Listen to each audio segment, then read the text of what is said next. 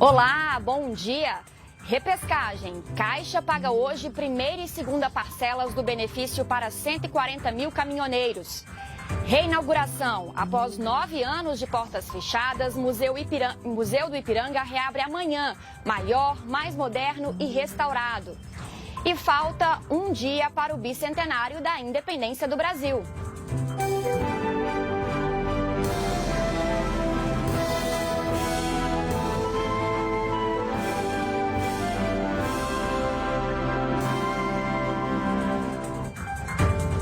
Terça-feira, 6 de setembro, o Brasil em Dia já está no ar.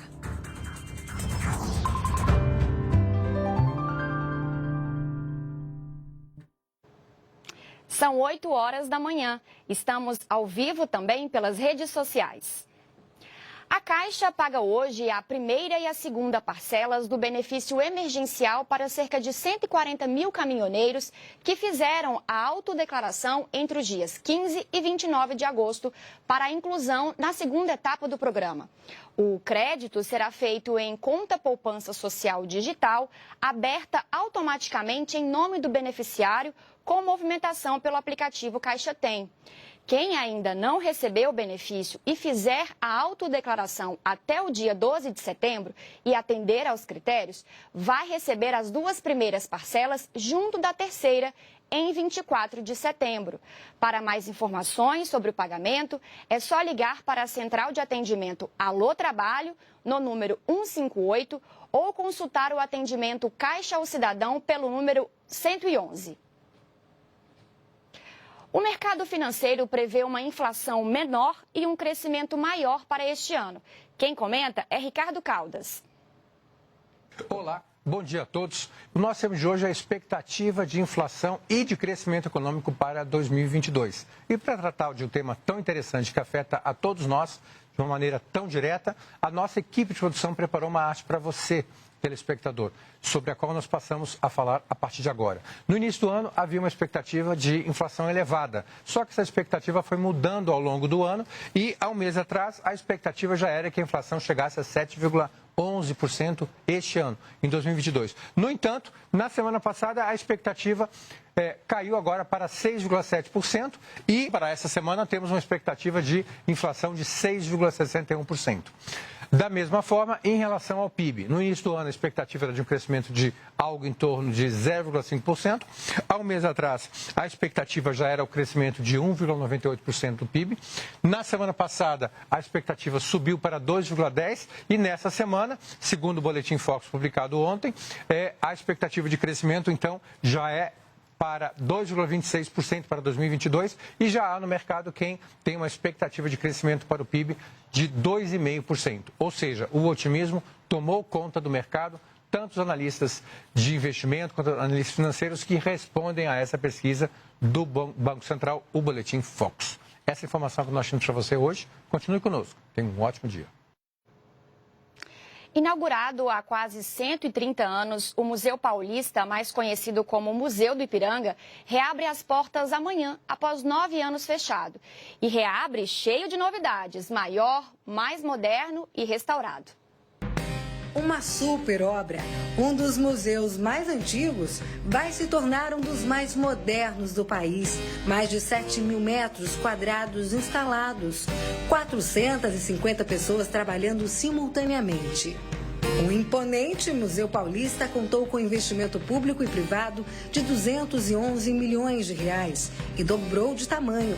Agora conta com uma área subterrânea e terá capacidade de receber ao todo 12 exposições. Mais de 3.500 peças do acervo passaram por restauração, um projeto desafiador. Essa escada foi todinha desmontada, degrau por degrau, pedra por pedra. Ela é em granito maciço, foi toda desmontada, onde cada pedra teve que voltar para o seu lugar.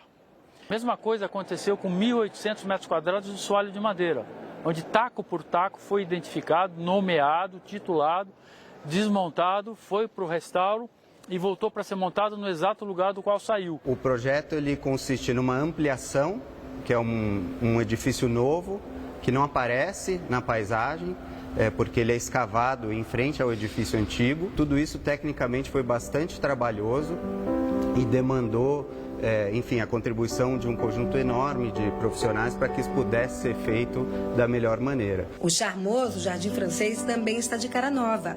Novo paisagismo, restaurante, infraestrutura para food bikes, modernização da iluminação pública e vias de acesso, reativação da fonte central e equipamentos de acessibilidade. A gente pretende receber o público pensando nos mais variados perfis, então desde os públicos escolares, que é um público que tem uma relação muito próxima com o museu desde sua abertura, ainda no século XIX, mas também públicos de famílias, públicos de turistas, estrangeiros, públicos de pessoas com deficiência, enfim, pensando na maior diversidade possível de pessoas. Inaugurado em 1895, é o museu público mais antigo de São Paulo e um dos espaços culturais mais importantes do estado. O acervo do museu inclui mais de 450 mil itens e documentos. A pintura Independência ou Morte de Pedro Américo também foi restaurada com novas tecnologias para garantir a fidelidade da obra. O quadro que retrata a independência do Brasil está aqui no Salão Nobre, que inclusive foi feito para ele, desde a inauguração e nunca mais saiu. É a maior obra de todo o acervo. A primeira exposição, após a reabertura, já tem tema: a independência do Brasil.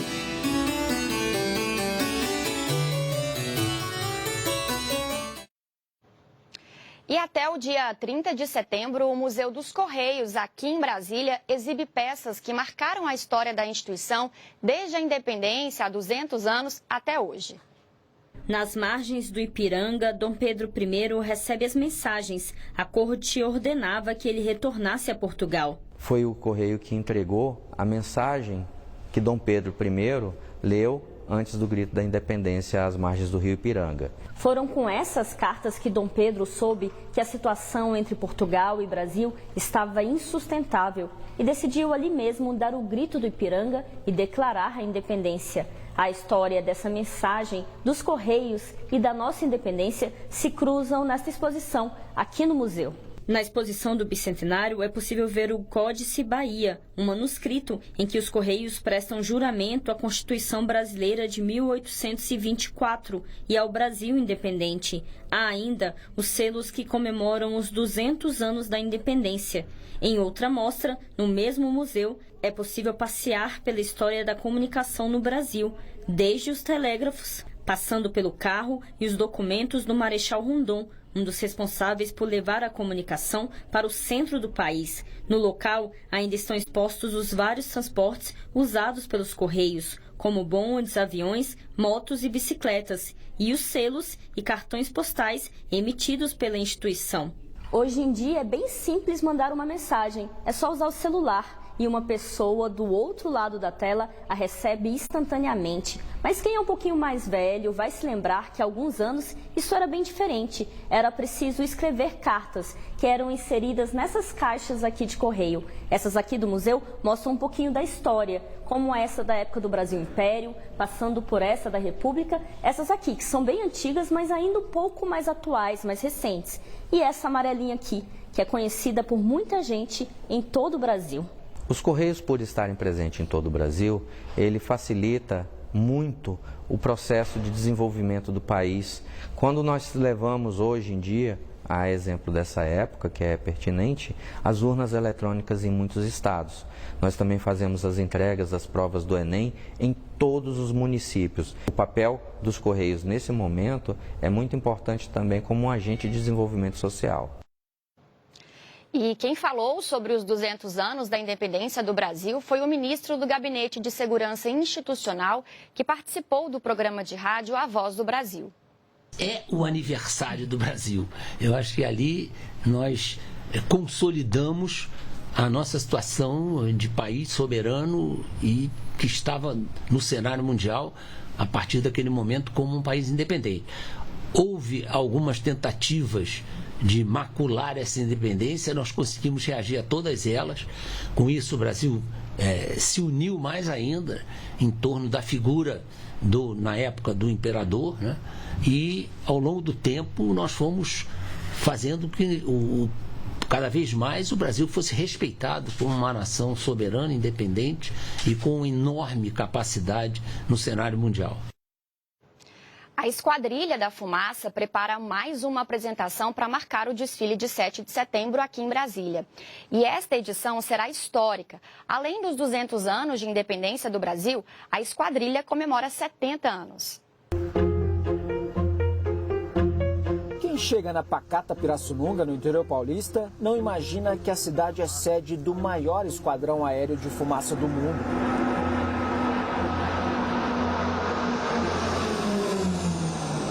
É na academia da Força Aérea que a Esquadrilha da Fumaça reúne pilotos e aeronaves em acrobacias que desafiam a física. Mas para chegar à perfeição é preciso muito trabalho. A rotina começa bem cedo. As aeronaves são inspecionadas e preparadas para voo. Nessa etapa, não passa nenhum detalhe aos olhos atentos do especialista em mecânica, também chamado de anjo da guarda. Inicio verificando aqui o assento, o estado dele. Se as fitas elas estão todas esticadas, checo todos os botões, tudo desligado, desligado. Vou verificar a quantidade de combustível, está abastecida a aeronave, a voltagem da bateria. Checamos toda a parte externa da aeronave e verificamos que a aeronave está em condições de voo. Com a máquina pronta, em solo os pilotos repassam passo a passo as manobras. O momento da demonstração ele é exaustivamente treinado durante a formação do piloto. Ele permanece em torno de 6 meses aqui no esquadrão, recebendo informações, tanto técnicas quanto operacionais, para que ele possa de fato desenvolver uma demonstração aérea segura e que encante o público, que é o que nós temos feito ao longo de toda a nossa história. Essa é a primeira aeronave usada na Esquadrilha da Fumaça, modelo da Segunda Guerra Mundial. Nas horas vagas, os pilotos faziam acrobacias com os aviões para motivar os cadetes. De lá para cá, já se foram mais de 70 anos. Os aviões mudaram, ficaram mais modernos, passaram a ser fabricados aqui no Brasil. E a esquadrilha continua encantando gerações. Quando você está numa demonstração, eu sou mecânico. Então eu tinha a satisfação com o público próximo de ver a demonstração acontecendo e olhar para o público. E não tem coisa mais bacana de você ver o encantamento geral. Foi em uma dessas apresentações que os irmãos de Brasília ficaram encantados. Hoje, pilotos, são eles que alimentam sonhos e alegram o público. O EDA ele proporciona que nós tenhamos contato com crianças, com os jovens ali que estão sonhando com isso. E você numa posição de incentivador, né, e de espelho. E é uma missão que realmente nos motiva, né? Eu lembro que saía do 7 de setembro, aquele alvoroço doido para quê? Vou estudar. Eu quero estudar que eu quero passar, eu quero fazer isso aí.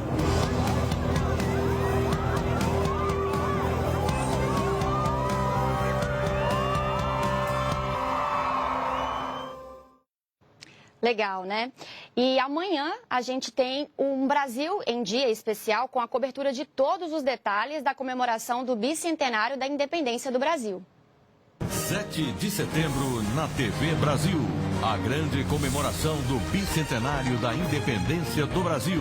A partir das 7h30 da manhã, o programa Brasil em Dia Especial traz todos os detalhes direto de Brasília. O tradicional desfile, o show da Esquadrilha da Fumaça.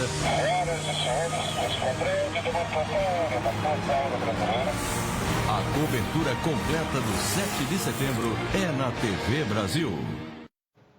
E acompanhe a cobertura do bicentenário da independência do Brasil usando a hashtag TV Brasil no 7. E participe da festa dos 200 anos mandando a sua foto, o seu texto, o seu vídeo pelo nosso WhatsApp. Anote aí, 61 9952 8600. Comemore com a gente. E a gente fica por aqui. Para rever as reportagens, acesse as redes sociais da TV Brasil. Uma ótima terça-feira para você e até amanhã. Tchau!